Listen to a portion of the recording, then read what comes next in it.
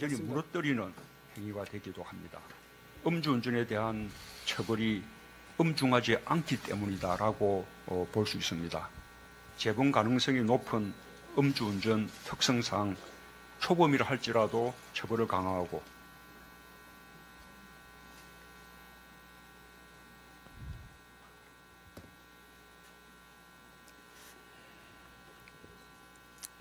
이 앞에 영상에 음주운전 살인행위라고 딱 직시하고 있는 이 영상은 부산 해운대에서 음주운전 차량에 치여 내사 상태에 빠진 윤창호 씨 사건에 대해서 언급한 우리 문재인 전 대통령의 말씀입니다. 그때 모든 국민들이 동의했습니다. 음주운전은 누군가의 소중한 생명을 송두리째 빼앗아 갈 수 있다는 점 결코 가볍게 다룰 수 없는 중대한 문제입니다. 경찰청장님께 질의하겠습니다.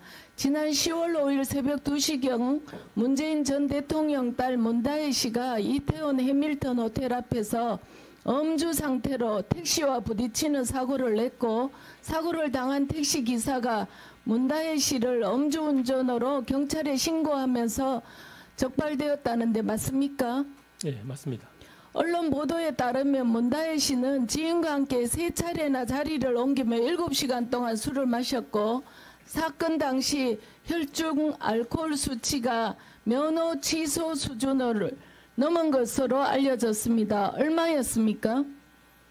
면허 취소 수치를 넘은 걸로 0.149 정도로 0.149였다고 합니다. 또 취한 상황에서 자신의 차와 다른 차량을 혼동하면서 남의 차 문을 여는 모습, 경찰에 의해 연행되는 과정에서 여경에 뿌리치는 모습 등 만취 상태가 고스란히 담겨 CCTV에 언론에 보도되었습니다. 청장님, 지난 5일인데 아직 조사가 이루어지지 않는 특별한 이유가 있습니까? 그건 통상 일반인도 1, 2주일 정도 걸리지요? 네, 보통 조사하려면. 예, 그거는 케이스마다 다르기 때문에 네. 일률적으로 말씀드리긴 어려울 것 같습니다. 네, 당시 문다혜 씨를 음주운전 차량으로 경찰에 신고한 택시 기사는 현장에서 통증을 호소했다고 합니다. 통상의 경우 혈중 알코올 농도 0.149인 경우 그리고 앞에 여러 행동의 만취 상태로 보아 정상적인 운전이 어려운 상태라고 판단할 수 있겠지요? 그거는 구체적으로 수사를 좀 해봐야 할 것 같습니다. 네, 단순 음주운전이 아니면 특별범죄가중처벌법 등에 관한 법률상 위험운전치사상죄를 적용해서 조사하고 혐의에 대해 판단하는 것이 다수 법률 전문가들의 의견이고 일반인들에게는 이 정도이면 이 법이 적용된다고 합니다. 어떻게 생각하십니까? 그거는 뭐 사실관계를 확정한 뒤에 판단할 문제이기 때문에 제가 아직 사실관계가 확정되지 않은 상태에서 작년 11월부터 올해 9월까지 전국 법원에서 위험운전치사상 혐의로 처벌받은 100건 중 징역형은 91건이고 벌금형은 9건이었습니다.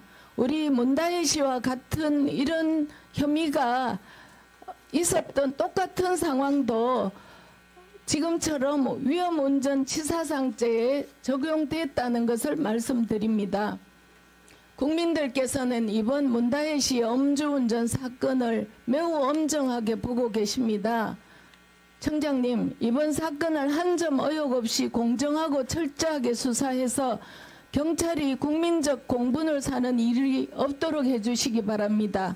예, 그리하시겠습니까? 예, 그렇게 하겠습니다. 네, 왜냐하면 아버지인 문재인 전 대통령은 뇌물수수 혐의로 적시되어 조사를 앞두고 있는 상태입니다.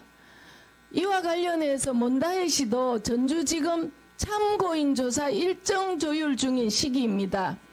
일반 국민들 같으면 조용히 근신하면서 지낼 시기에 위험운전치사상죄 수준의 음주운전이 웬 말입니까?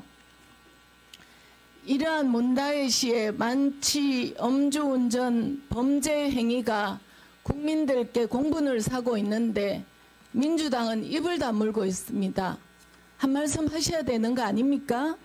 그러나 당내 사이트의 언론 보도에 의하면 이재명 대표를 지지하는 강성 당원들이 문재인 대통령을 향해 민주당을 탈당해서 우리 민주당에 부담을 주지 말라는 글이 쇄도하고 있다고 합니다.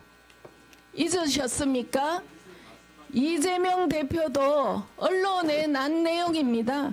이재명 대표도 2004년 7월 음주운전으로 150만 원의 벌금형을 받은 사실 잊으셨습니까? 이상입니다.